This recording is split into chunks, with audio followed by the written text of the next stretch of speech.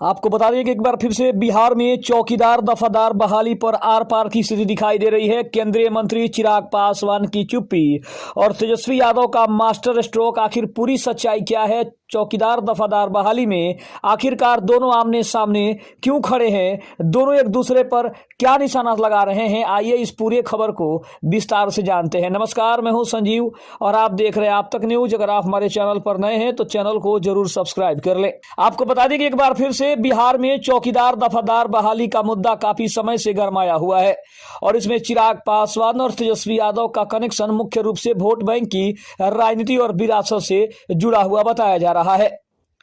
अब और बात करें तो चिराग पासवान का कनेक्शन, उम्मीद और दबाव कितना है? चौकीदार दफादार समुदाय का एक बड़ा हिस्सा, लगभग 80 से 90% पासवान यानी कि दलित समाज से आता है, जो चिराग पासवान का मुख्य आधार है।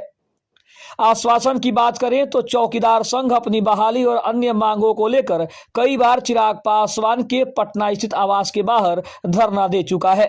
चिराग ने उन्हें आश्वासन दिया था कि वह मुख्यमंत्री नीतीश कुमार से बात करके इस मसले को सुलझाएंगे, लेकिन आंदोलनकारियों का यह कहना है कि स्वर्गीय रामविलास पासवान ने हमेशा उनके हक की बात की थी, इसलिए वे अब चिराग से ही उम्मीद कर रहे हैं। हालांकि हालिया विरोध प्रदर्शनों में कुछ प्रदर्शनकारियों ने चिराग पासवान पर सिर्फ आश्वासन देने का आरोप लगाते हुए अपनी नाराजगी भी जताई है। अब अगर बात करें तो तेजस्वी यादव का आखिर कनेक्शन क्या है और राजनीतिक घेराबंदी तेजस्वी यादव क्यों कर रहे हैं? तेजस्वी यादव ने इस मुद्दे को बेरोजगारी और सरकारी नौकरी के अपने बड़े एजेंडे के साथ जोड़ा है। तेजस्वी यादव ने अपने रैलियों और बयानों में अक्सर ये कहा है कि अगर उनकी सरकार आती है तो वे खाली पदों, जैसे कि चौकीदार दफादार भी उसमें शामिल हो, को तुरंत भरेंगे और संविदा या पुरानी व्यवस्था को सुव्यवस्थित करने का काम करेंगे। तेजस्वी यादव ने इस मुद्दे के जरिए यह दिखाने की कोशिश की है कि चिराग पासवान केंद्र और राज्य में सत्ता का जो हिस्सा होने के बावजूद, एनडीए का भी हिस्सा होने के बावजूद भी अपने ही समाज के लोगों के लिए कुछ नहीं कर पा रहे हैं। वर्तमान में विवाद का मुख्य कारण स्वेच्छा सेवानिवृत्ति के बाद आश्रितों की बहाली पर लगी रोक है। पुराने नियमों के तहत चौकीदार के रिटायर होने पर उसके परिवार के किसी सदस्य को नौकरी मिल जाती थी, जिसे अब सरकार ने कानूनी पेचीदगियों के कारण बदल दिया है। अगर बात करें तो चिराग पासवान के रुख की तो सरकार के भीतर रहकर दबाव बनाने की कोशिश, ताकि पासवान समाज की नाराजगी दूर की जा सके। तेजस्वी की बात करें तो इस मुद्दे को नौकरी के अधिकार और नीतीश चिराग की विफलता के रूप में पेश करना उनका सबसे बड़ा मुद्दा है। अगर हम बात करें तो बिहार में चौकीदार दफादार बहाली के मुद्दे पर चिराग पासवान और तेजस्वी यादव के कनेक्शन को विस्तार से समझना भी जरूरी है कि हमें इसके सामाजिक, कानूनी और राजनीतिक पहलुओं को देखना होगा। बिहार में पहले एक परंपरा थी कि यदि कोई चौकीदार या दफादार जो कि रिटायर होता था तो अपनी इच्छा से नौकरी छोड़ता था, तो उसके स्थान पर उसके आश्रित यानी बेटे या फिर कोई रिश्तेदार को नौकरी मिल जाती थी। लेकिन उसके बाद पटना हाई कोर्ट ने जो बड़ा फैसला दिया, कोर्ट ने इस वंशवाद वाली बहाली प्रक्रिया को असंवैधानिक करार दिया, क्योंकि यह समान अवसर के अधिकार का उल्लंघन करती थी। इसके बाद नीतीश सरकार ने इस पर हमेशा के लिए रोक लगा दी। अब अगर वर्तमान की बात करें तो अब हजारों परिवार मांग रहे हैं कि 2023 से पहले जिन लोगों ने आवेदन दिया था या जो सेवा मुक्त हुए, उनके आश्रितों को नौकरी मिलनी चाहिए।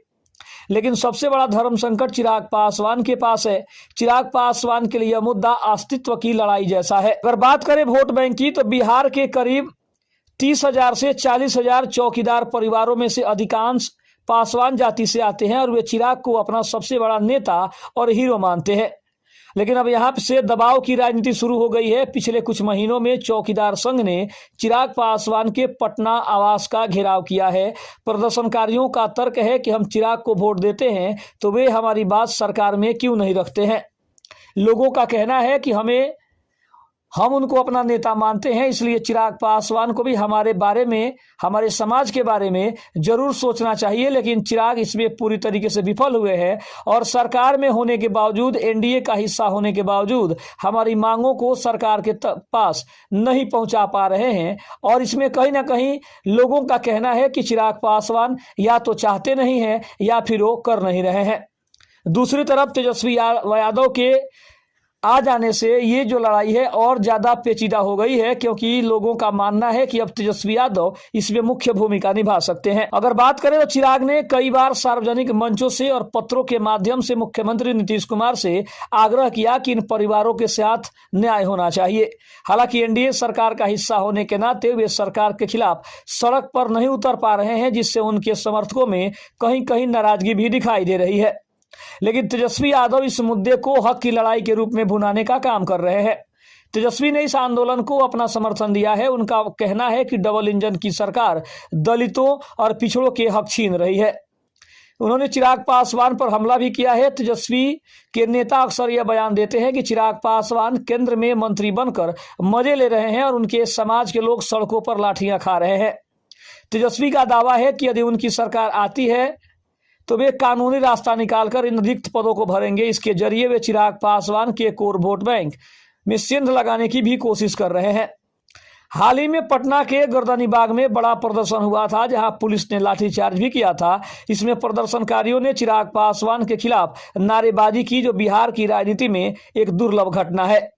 हालांकि चिराग पासवान ने इस पर सफाई भी दी। चिराग ने हाल ही में कहा कि वे इस मसले पर कैबिनेट स्तर पर बात कर रहे हैं और जल्द ही कोई सकारात्मक परिणाम निकल जाएगा। सीधे शब्दों में कहें तो चिराग पासवान के लिए अपने सामाजिक आधार को बचाए रखने की सबसे बड़ी चुनौती है, जबकि तेजस्वी यादव के लिए एक ऐसा मौका है जिससे वे चिराग के समर्थकों को अपनी ओर खींच सके। बिहार की आगामी राजनीति में यह मुद्दा दलित राजनीति की दिशा तय करने में अहम भूमिका निभा सकता है। वहीं अगर बात करें तो बिहार में चौकीदार दफादार बहाली के मुद्दे को और गहराई से समझने के लिए भी इसमें कुछ महत्वपूर्ण तकनीकी और रणनीतिक बिंदु भी अगर देखा जाए तो वो जोड़ा गया है। इस पूरे विवाद की अगर बात करें तो इस पूरे विवाद की जड़ बिहार सरकार का 5 मार्च 2023 को जारी किया गया वो आदेश है, जिसमें आश्रितों की बहाली की प्रक्रिया को पूरी तरीके से समाप्त कर दिया गया था। आंदोलनकारियों का कहना है कि जिन्होंने इस तारीख से पहले आवेदन किया था या जिनके पिता ने इस उम्मीद से पहले ही रिटायरमेंट ले लिया था उनके बेटे को नौकरी मिलेगी, वे अब त्रिशंकु बन गए हैं। न पिता के पास नौकरी रही और न बेटे को मिली। चिराग पासवान खुद को बिहार फर्स्ट और बिहारी फर्स्ट और दलितों का मसीहा कहते हैं, लेकिन भीतर बनाम बाहर की लड़ाई सामने आ रही है। तेजस्वी यादव बार बार यह सवाल उठाते हैं कि चिराग पासवान केंद्र में कैबिनेट मंत्री हैं, उनके पास प्रधानमंत्री मोदी का कान है, फिर भी वे बिहार के एक छोटे से विभाग जो कि से अपनी बात आखिर क्यों नहीं मनवा पा रहे हैं, जब सम्राट चौधरी उनके सबसे फेवरेट नेता हैं और उनसे अगर वो एक बात नहीं मनवा पा रहे हैं तो आखिर उनके केंद्र में रहने से क्या फायदा। अगर यह मुद्दा नहीं सुलझता है तो आने वाले चुनाव में चिराग के लिए अपने ही समाज को यह समझाना मुश्किल होगा कि वे सत्ता में उनके हितों की रक्षा कर पा रहे हैं। तेजस्वी यादव अब केवल यादव मुस्लिम समीकरण तक सीमित नहीं रहना चाहते। चौकीदार समुदाय के बहाने तेजस्वी सीधे तौर पर चिराग पासवान के पासवान वोट बैंक में घुसपैठ कर रहे हैं।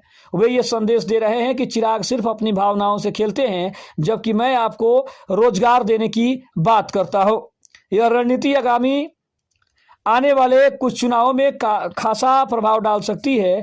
जो बिहारी मजदूर हैं, जो बिहार से बाहर हैं, चाहे वो हम असम की बात कर लें या फिर हम पश्चिम बंगाल की बात कर लें या फिर उत्तर प्रदेश की बात कर लें, उनके ऊपर इसका कितना असर पड़ेगा, क्योंकि लोगों का मानना है कि चिराग पासवान दलितों के सबसे बड़े नेता होने के बावजूद अभी तक उन्होंने दलितों के लिए ऐसा कुछ भी नहीं किया है कि दलित समाज चिराग पासवान को याद रखे। खबर कैसी लगी कमेंट में जरूर बताइएगा। तब तक के लिए धन्यवाद। जय हिंद, जय भारत।